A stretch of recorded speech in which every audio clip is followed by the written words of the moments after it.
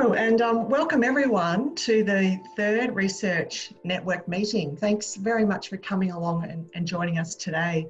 Today's topic is integrated paths to justice in times of financial crisis, a very relevant topic for our times.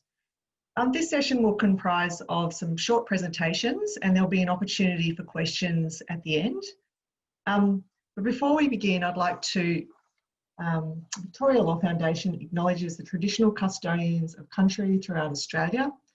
The Office of Victoria Law Foundation sits on the lands of the Wurundjeri people. We pay respect to their elders and to all generations of Wurundjeri people.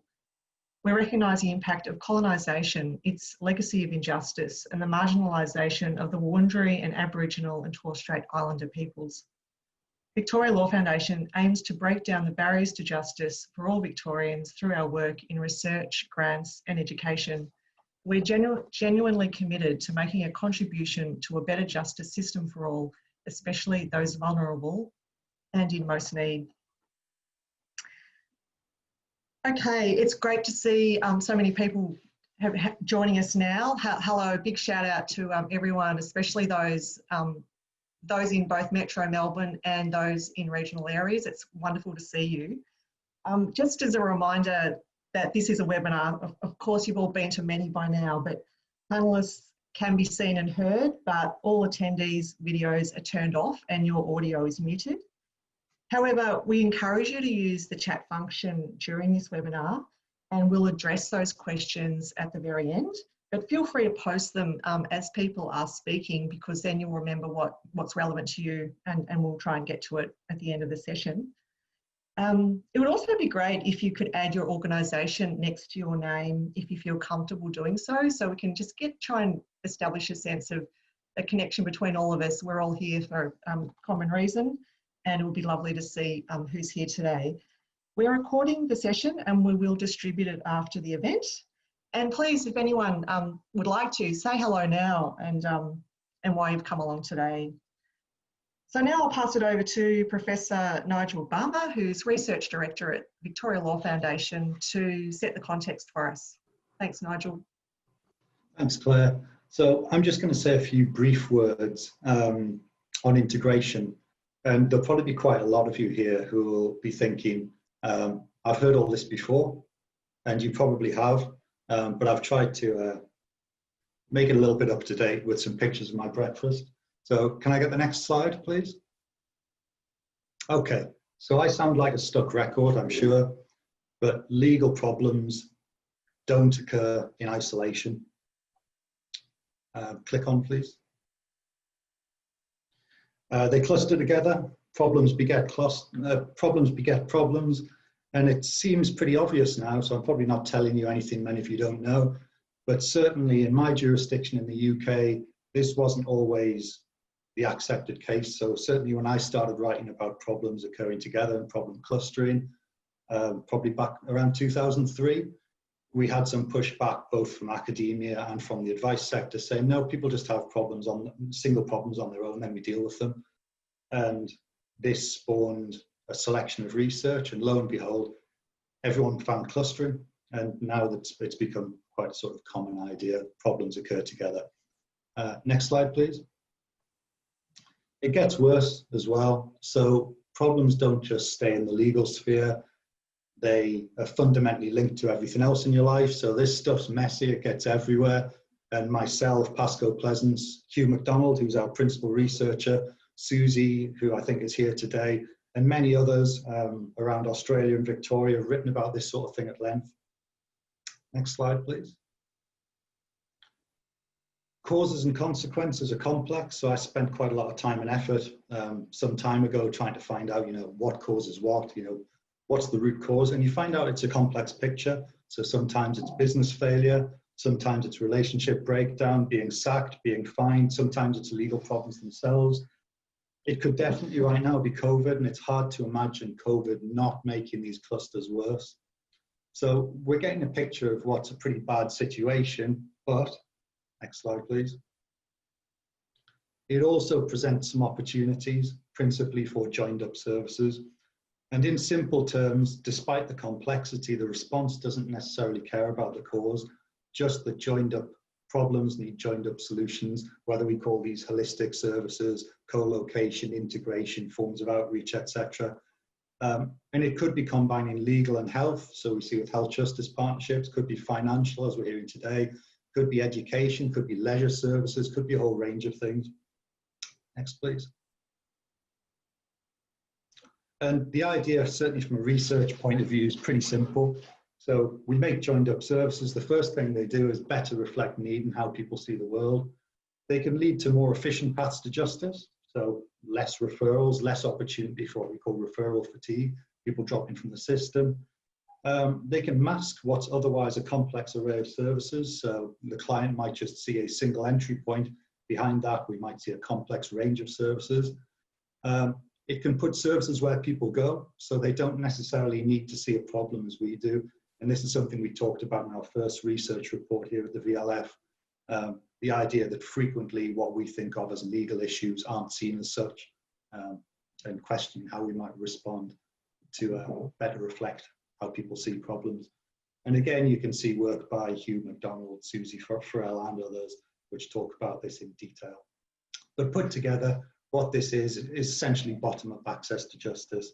So this is an increasingly common idea of trying to design access to justice policy that better reflects people's experience and how they see the world. Next, please. So the next step is to kind of do this stuff. So I could go on forever and have very little impact. So it needs those who are actually integrating services, putting these things together, and it needs them to reflect on the practice, share their findings, and discuss what we can learn from these projects. And Gillian and Sandy have kindly offered to do that today with their project. Next, please. But before then, if we care about bottom-up access to justice, we probably need to get a better understanding of what people can and can't do, what they need to enforce their rights, how services and systems can respond.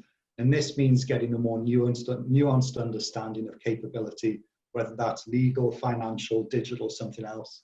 And Jozica, who's our new senior researcher here at the Victoria Law Foundation, is going to present some of her thoughts on this, coming from her previous background in financial capability. So at this point, I'll hand back to Claire and then on to Jozica. Thanks very much. Thanks, Nigel. I'd now like to introduce Dr. Jozica Kooten, who's just joined us as Senior Researcher at Victoria Law Foundation. Thanks, Jozica.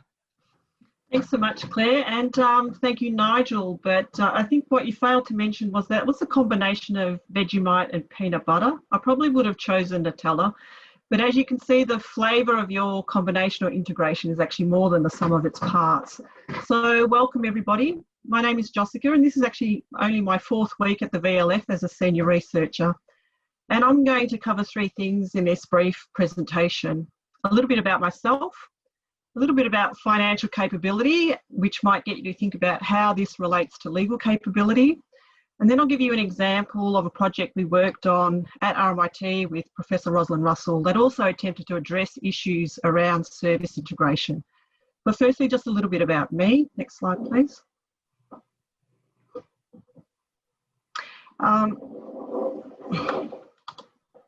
I majored in criminology and psychology in my undergraduate at Melbourne Uni, and then I followed this up with a master's in forensic psychology at Monash. I've worked at the old IBR on St Kilda Road as a psychologist in the old Pentridge and Fairley prisons, as a researcher in respiratory epidemiology at the Alfred Hospital, bit of a hot topic now, and then as a researcher in drug and alcohol centres for adults and youth. And even at the turn of the century, which makes me sound really old, as a researcher in a forensic psychiatric hospital in the Netherlands. I started at RMIT 7 years ago, and now I've been evaluating financial education programs and their impact on financial wellbeing. So I've been bridging this area of law, psychology and public health in a lot of my work. Next slide. Last year I completed my PhD at RMIT, where I investigated how young adults experience economic abuse in their intimate relationships. And post-PhD, I harnessed a grant from the Extra Foundation to translate this work into a toolkit for young adults using co-design processes and collaborating with the Foundation for Young Australians. There's a video you can watch about this project, and the website will actually be launched late October. Next slide, please. So I've now stepped into the world of legal capability, having come from the world of financial capability, but I actually didn't step from one to the other. They're actually intrinsically related and intertwined, to my surprise. So lacking in financial capability also has legal implications for people, and lacking in legal capability can also lead to significant financial implications.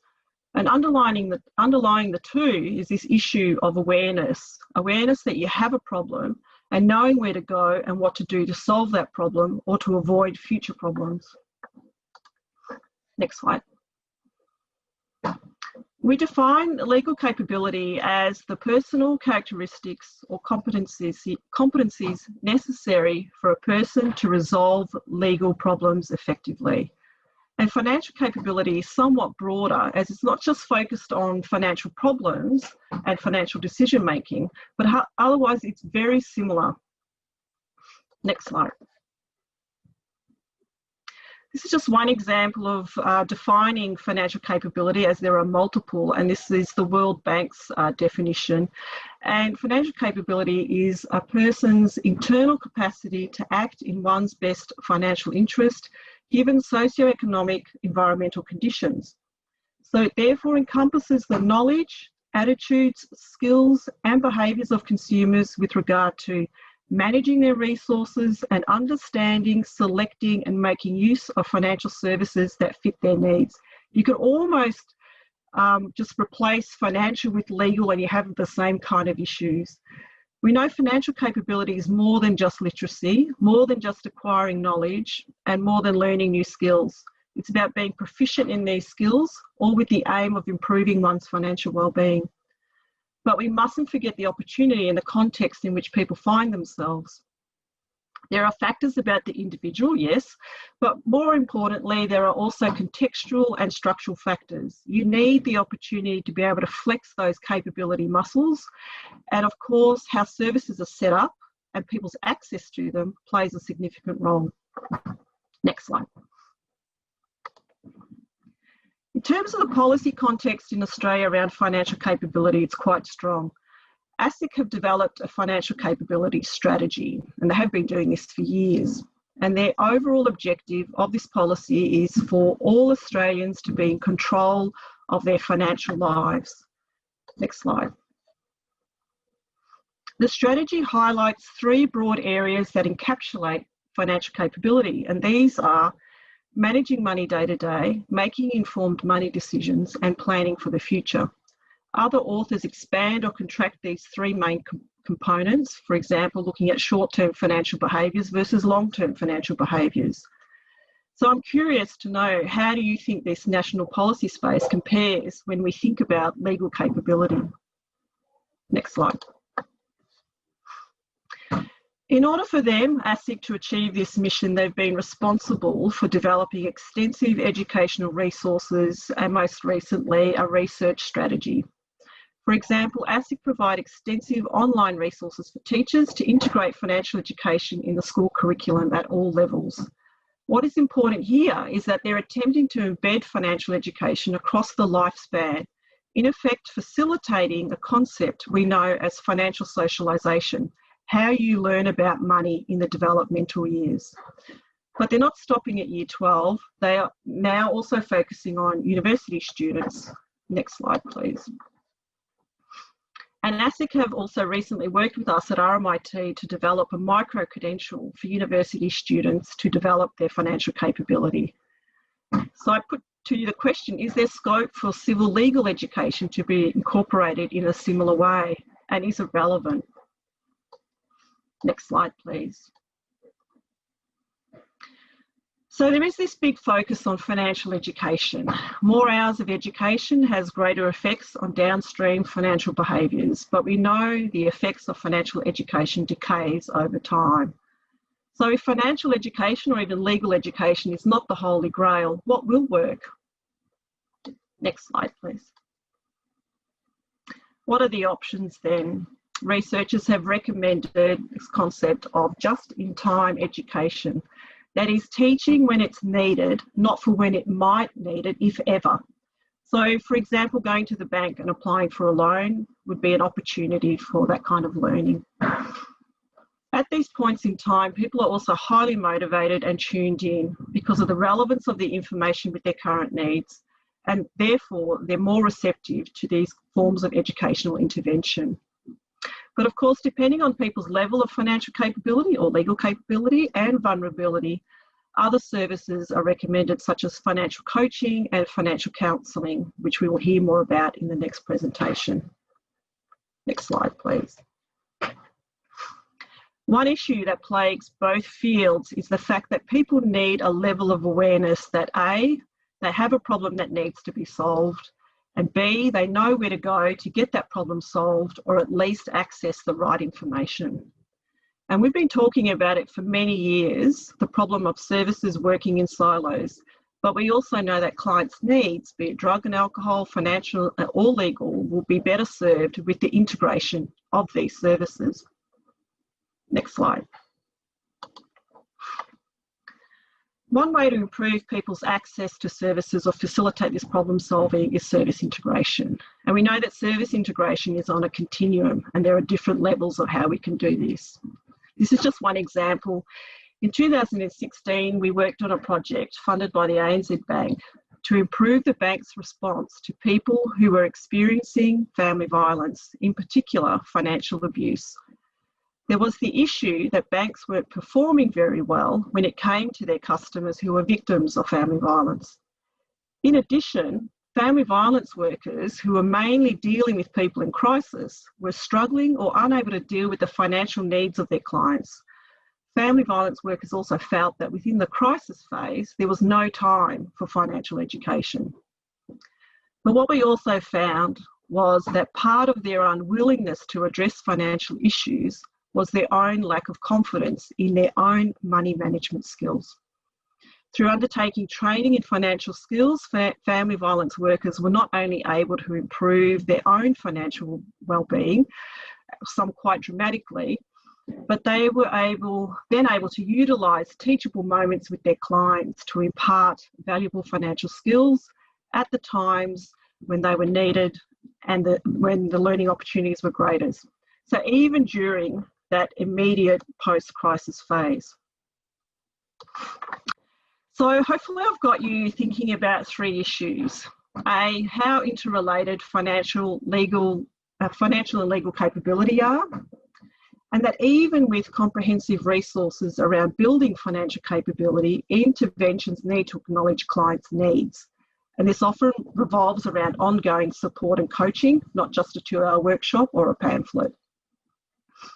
And that when we think about integrating services, we cannot assume that workers have the knowledge, skills, or confidence, and this is one of the issues coming up in the teaching profession, to recognise or assist their clients' other needs. Remember, even banking staff at the ANZ actually undertook financial skills training. So we're all working towards improving client wellbeing, and one way we can do this is by decreasing the service-seeking burden and burnout that many clients face. Thank you. Oh, thanks, Jozica. That was fantastic. And thanks everyone for posting your questions too. If you've got any other questions you'd like to address to Jozica at the end, just pop them in now and we'll come back to them. Now I'd like to introduce Gillian Wilks and Dr. Sandy Ross. Gillian Wilks is Director of Social Security Rights Victoria, and Dr. Sandy Ross is Executive Officer of Financial Counselling Victoria, and they're now going to give a joint presentation. Thank you. Thanks, Claire. We'd like to start by thanking the Law Foundation for providing the opportunity for us to speak about our project and share some of the learnings from the first year of the SSRV and Financial Counselling Victoria Integrated Services project.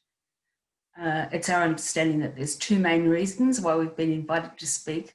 Firstly, the obvious alignment with the theme of integrated pathways to justice in times of financial crisis, but also because we took a very intentional approach with this project to document and evaluate what we did with a view to our own learning and to sharing the learning with the legal assistance sector. Next slide, please. So in this presentation, we'll provide an overview of the first year of the project, which was late 2018 to late 2019. There's a lot we could talk about in relation to the project, which we found in trying to put this presentation together. But given the nature of this project, our focus will be on project learnings and outcomes, particularly for clients, and the evidence that supports them. Next slide, please. So we just wanted to acknowledge some funding and people before we move on. So this integrated services project was funded through the Department of Justice and Community Safety, and the funding was administered by the Federation of Community Legal Centres. Next slide, please. Our project staff were Leanne Khan, financial counsellor, and Bryn Overend, who's a community lawyer employed for the project. Next slide. And our project had a reference group that provided kind of expert input and a sounding board and a place of accountability. The reference group included, from the left is Bryn the lawyer, Kelly Bowie from the Centre for Excellence in Child and Family Welfare, Kat Miller from Consumer Action Law Centre, Liz Starry, who at the time was a financial counsellor with Vincent Care and also the convener of FCVIC's Centrelink Working Group. There's Sandy, and finally on the end is Taimur Siddiqui, who's the from Incus Consulting, who's the monitoring and evaluation consultant engaged for this project. Next slide, please. And finally, so what we're talking about today is all covered in quite a comprehensive report that's been prepared about the project, and that's available on SSRV's website. Next slide, please. So just quickly, I'm hoping that most people who've joined us today know SSRV, but very quickly, we're an independent statewide community legal centre that focuses on Centrelink issues. Like all community legal centres, not only are we committed to providing direct client services, but also to working to change laws and practices and to educate the community. In our case, most of our education work is directed to other workers who are assisting clients with Centrelink matters. I might just hand over to Sandy now to introduce FCV. Yeah, thanks Gillian. And next slide, please. I might just start off with a bit of an introduction about financial counselling itself. So financial counselling has been around in Victoria for around 40 years, perhaps a little bit over 40 years, but in the last 10 to 15 years, it's professionalised, and the professionalisation has been linked to a dedicated regulatory framework that ASIC has put in place. So ASIC has some legislative instruments that regulate financial counselling.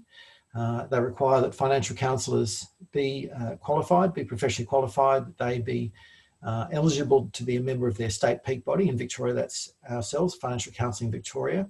They also require that financial counsellors not charge fees for what they do, which means financial counsellors don't hang a shingle out. They don't work independently as professionals. It means they have to be employed typically by not-for-profit agencies. And the not-for-profit employment relates to the importance and the requirements, in fact, that they work without conflicts. And that's a crucial distinction between financial counsellors and others working in financial advisory or financial planning kinds of roles. And I think they're a bit notorious really out of the insights from the Banking Royal Commission, the problems that arise with that. So those sorts of definitions around professional requirements to be work free of conflicts are crucial to the professional standards and standing of financial counsellors. And within our requirements for membership, there's requirements for continuing professional development and professional supervision being met each year by our members. So that's the fundamental kind of professional formation around financial counsellors engaging with membership of our body. Financial counsellors require specialist technical knowledge around financial and legal and regulatory issues. There's a lot of focus on credit law because financial counsellors work primarily with people in debt. Also things like consumer contracts and various industry codes feature in the technical and legal kind of areas for financial counselling work.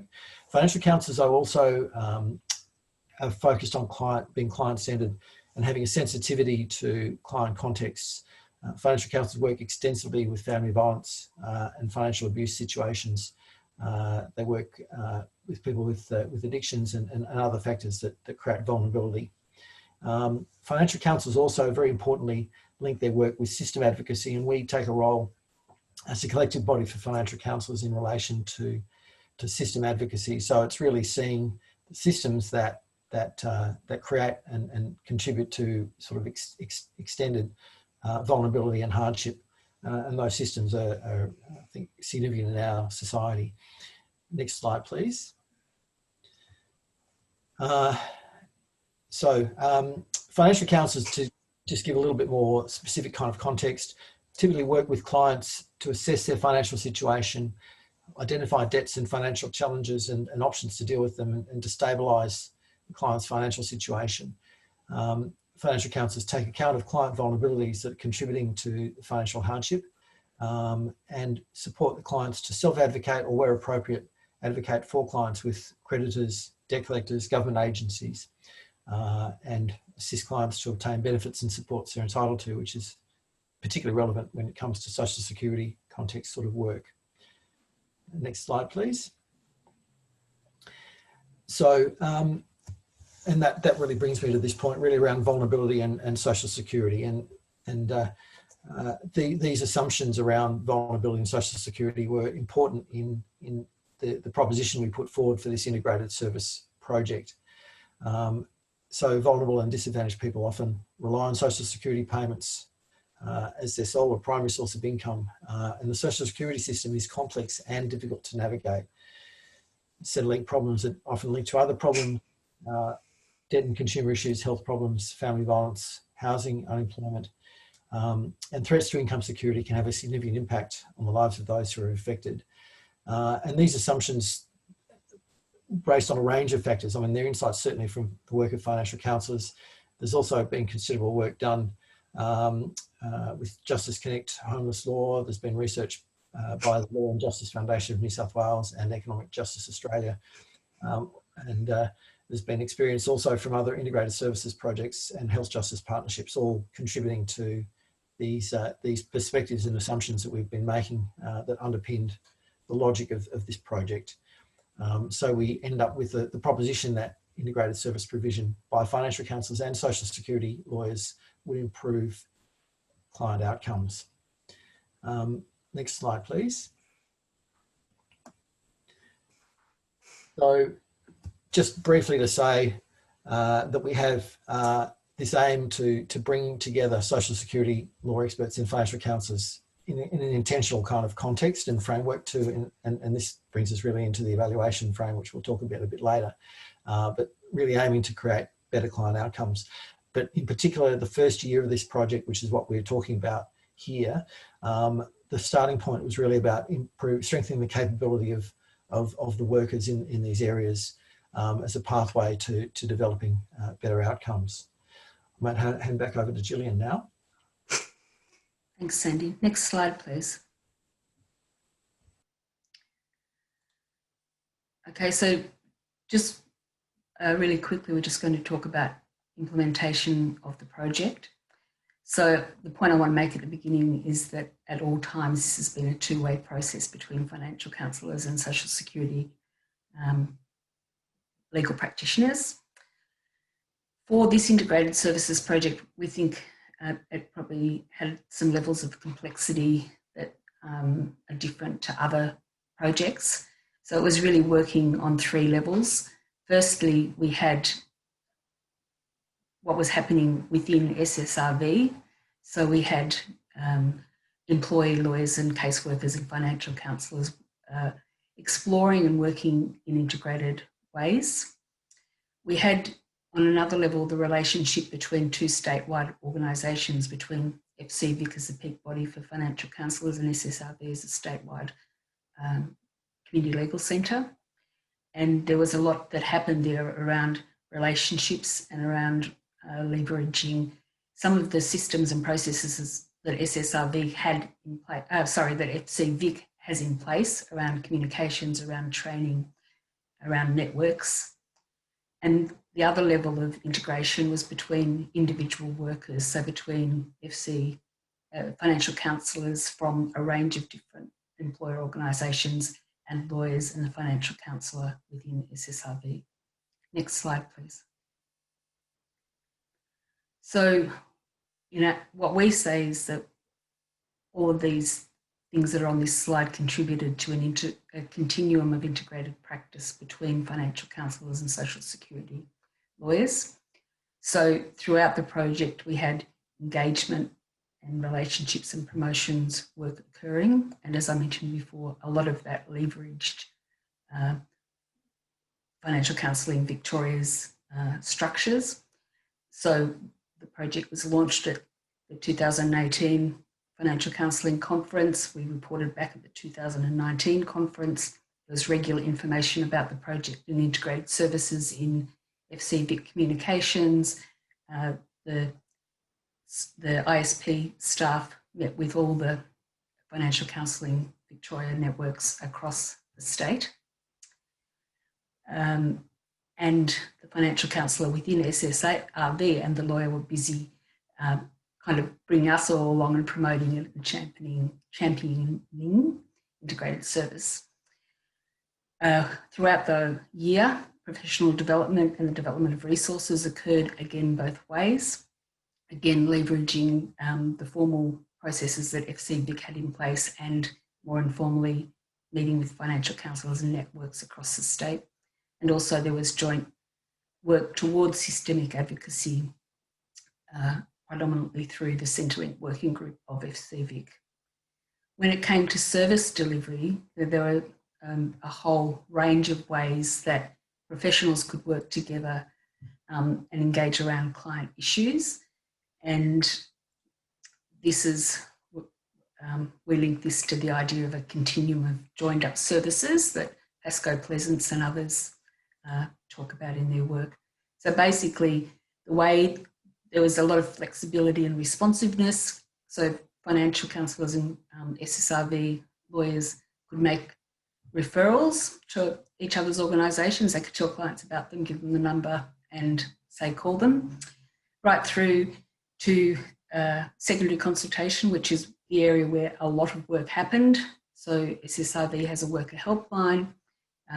Financial counsellors rang up the worker helpline in relation to client matters that could have been once off or could have been a series of calls in relation to a particular client over time, or it could have been where perhaps there was a document that SSRV lawyers would look at and give some feedback about, and then moving to what we considered as more, very integrated services where we had lawyers and financial counsellors working with clients in a very close way over a period of time towards the resolution of legal and financial and other matters.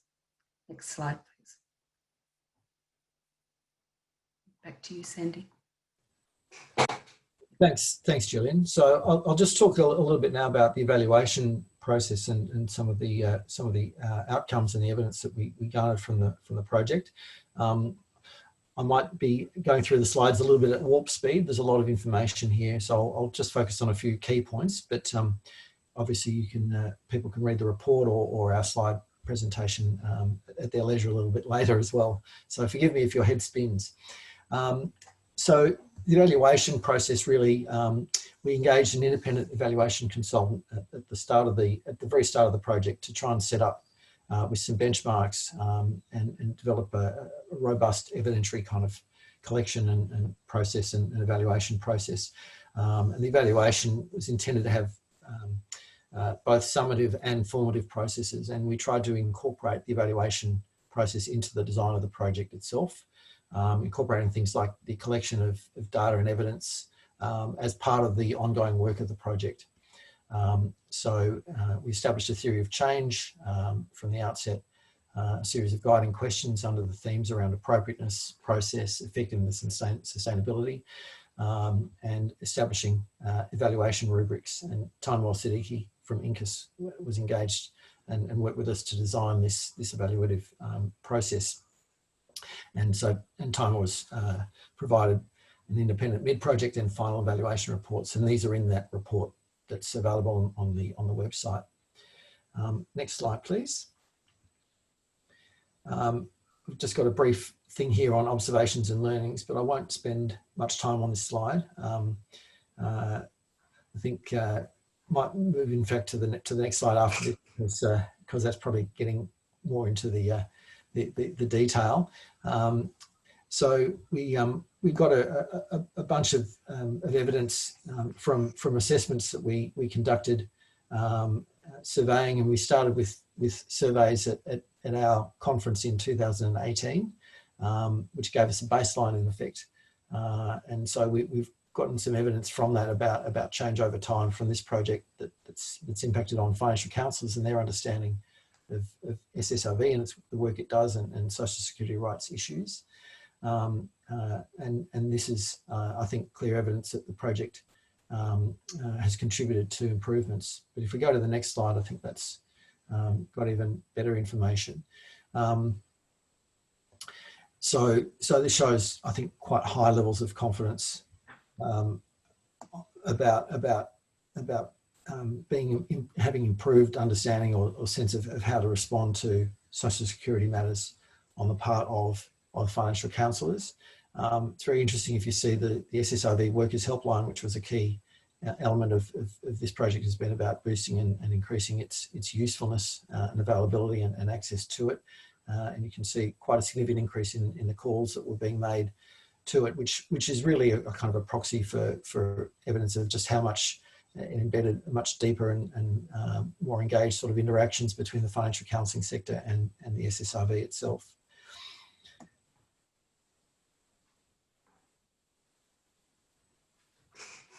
Next slide, please.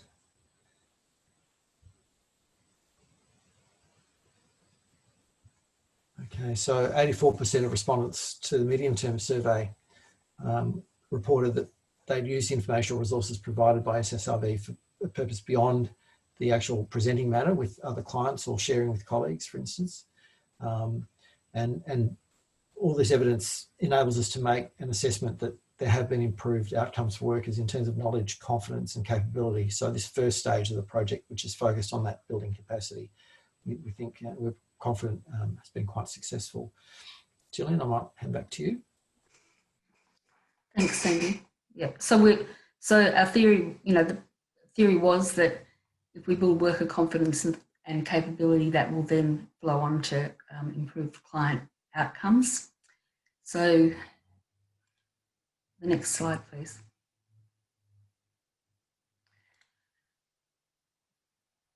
So did integrated practice between social security lawyers and financial counsellors result in improved client outcomes?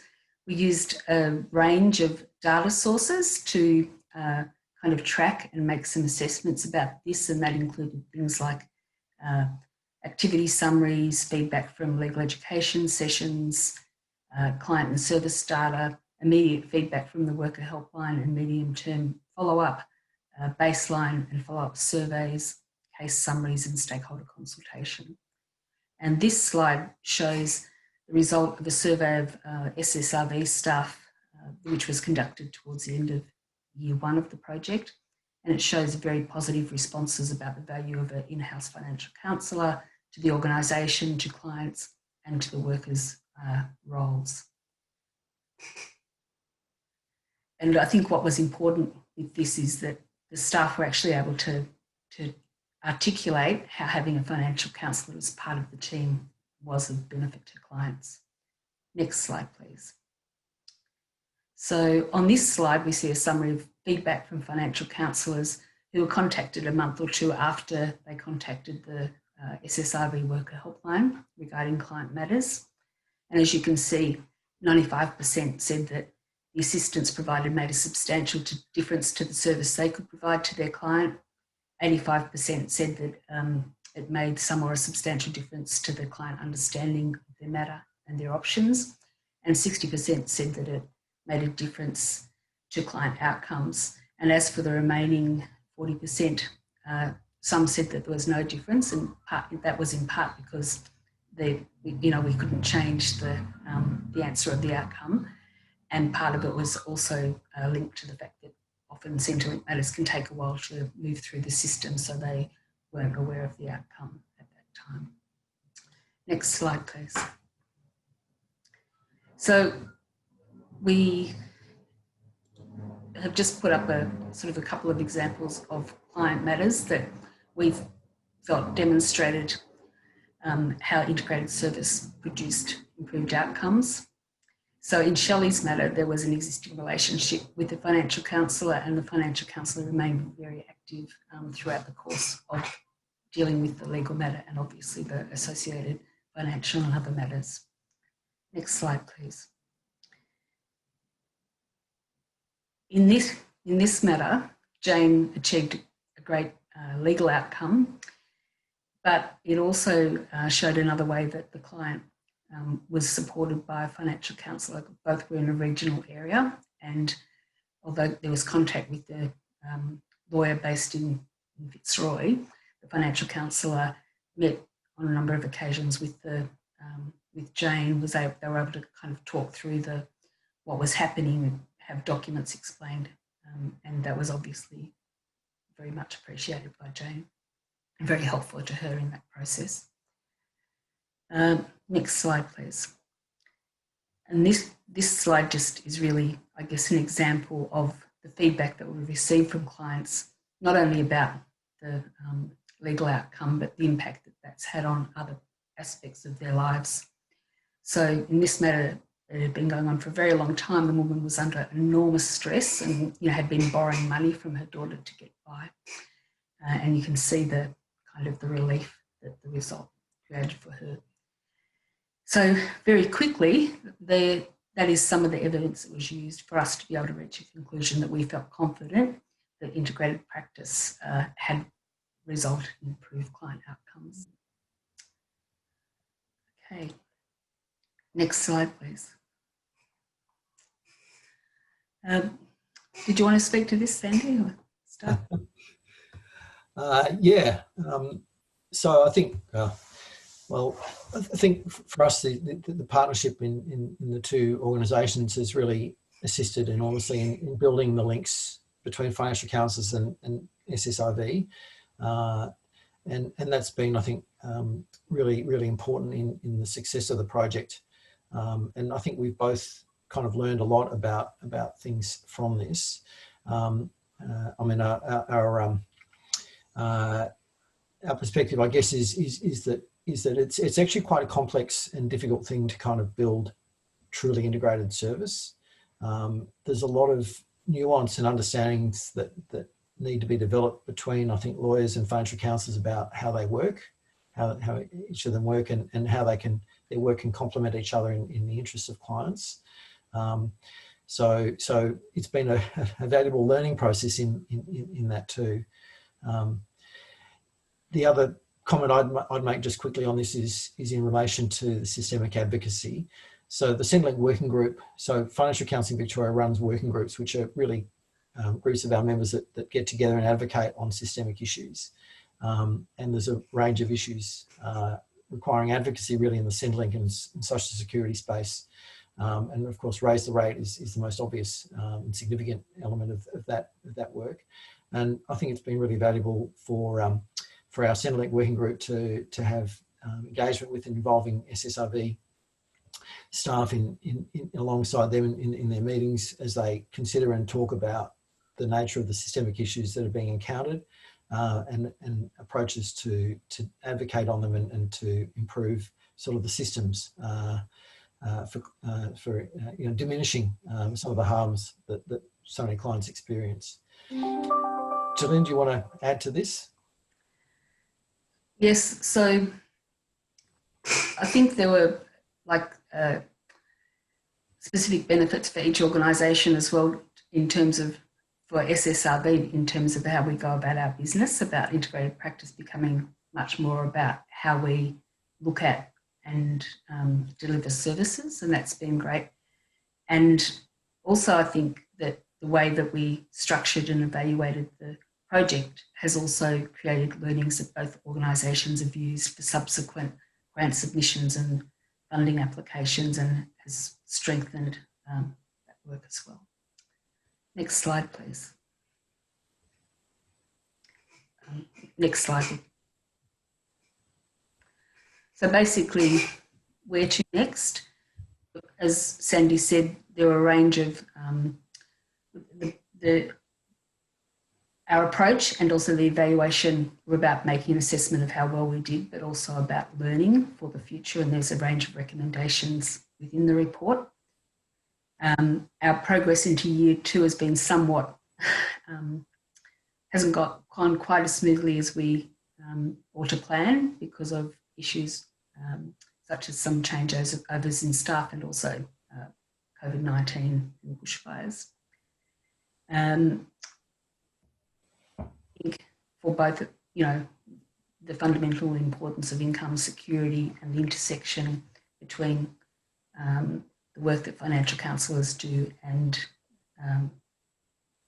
the people with expertise in social security can provide when matters move into the legal realm has really been highlighted, and it's really shown, as far as we're concerned, that client outcomes can be improved. We can also keep improving what we've been doing. And I think that's about time, unless there's something else you want to add, Sandy, at this stage. No, thanks, Gillian. Okay, terrific. Thanks very much, Gillian and Sandy. That was a really insightful look at how people with different expertise can really help client outcomes. Nigel, I'll pass it over to you now to do a final wrap up. Yes, I'll be really brief with this so we can get on with questions. But that was 2 great presentations, I thought. Just on Jozica's RMIT project looks fascinating. And since we're talking about evaluation, my initial thought is, are there plans to evaluate it and see exactly what it's doing? On this issue of legal capability on the curriculum, this is something that I think a lot of jurisdictions have been grappling with around the world.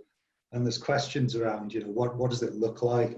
And on your issue of being just in time, how do we make it resonate? How do we make it just in time as possible with some legal issues, which for some young people might seem quite a long way off or irrelevant? And also, I think there's a broader question of when education is the solution and how it interacts with, for example, regulation and reform. And I think that's particularly pertinent for some of these financial issues. So when do we tell people about the pitfalls, and when do we try and remove the pitfalls? Yeah. Then just on Gillian and Sandy's, I thought that was a great response to some shared problems, and clearly it's become extremely topical right now. And just on one of my sort of pet research issues, Sandy was mentioning this idea of financial counsellors self-advocating versus advocating for, and this goes straight to some issues around capability and capacity. And I was just wondering, how do you decide on what level of service? And this also goes to your continuum of integrated practice.